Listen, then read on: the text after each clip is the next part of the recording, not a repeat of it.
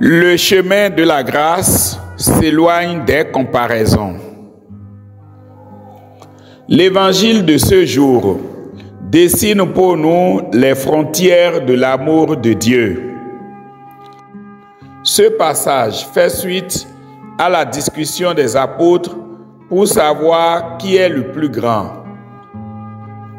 Plaçant devant eux un petit enfant, Jésus leur enseigne que ce dernier est son visage propre.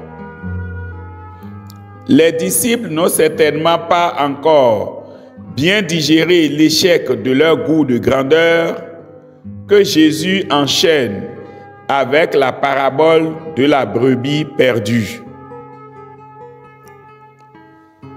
La brebis perdue, c'est le renégat obstiné, le pécheur avéré, l'homme sans foi ni loi qui n'a que faire des règles morales, religieuses et spirituelles. Très souvent, manipulateur et machiavélique, il use de ces mêmes règles pour prendre faussement raison sur le juste et l'innocent. Il se trace lui-même son propre chemin de vie qui, en fait, n'est qu'un chemin de mort assuré. Dieu n'est pour lui qu'une image dont il rejette malicieusement l'autorité. Les 99 autres brebis nous représentent, nous les justes, qui n'avons pas besoin de conversion. Dans la pratique de la loi civile, religieuse et spirituelle, il n'y a pas grand-chose à nous reprocher. Nos péchés sont véniels, nos prières régulières, nos offrandes abondantes, point de partialité dans nos aumônes. La société ainsi que la communauté des croyants nous font totalement confiance et nous sommes des modèles confirmés pour tout néophyte.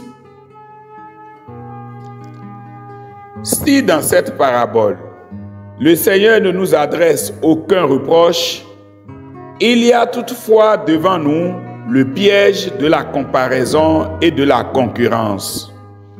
Elles sont privatives de grâce divine.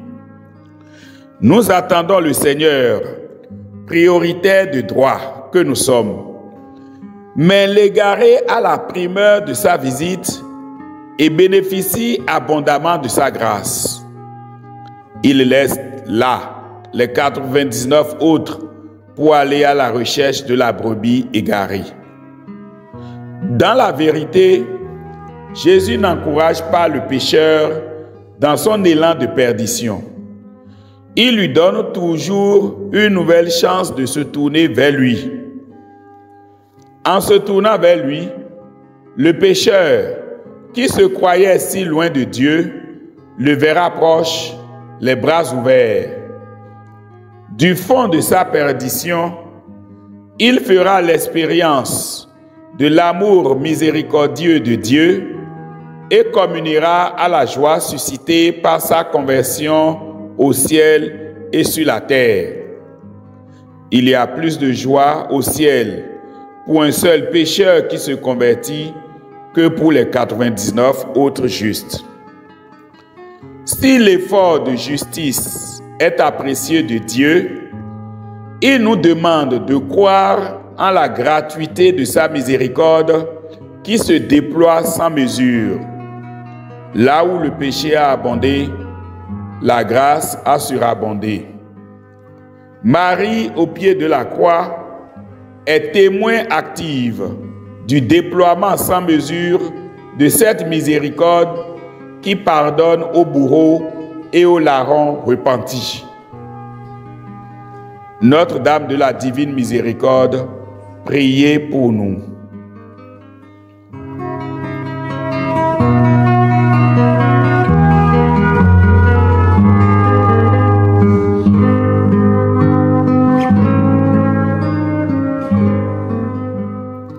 Prions.